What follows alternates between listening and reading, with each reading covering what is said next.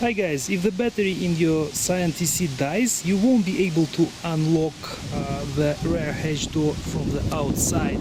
As you can see right now, it is locked, and now we'll show you how to open it from the inside. So here you can see the small plastic cover which can be removed. So in order to do that, you'll need to use a small screwdriver and wrap the tip with some tape.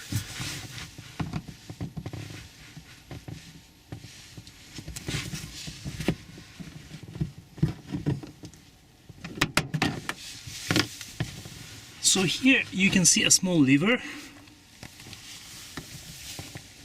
If you turn it, you will be able to open the door from inside.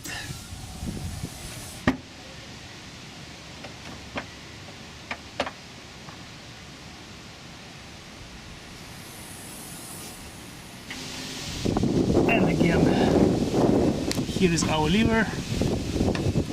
It's very easy to access it, and this is how it works.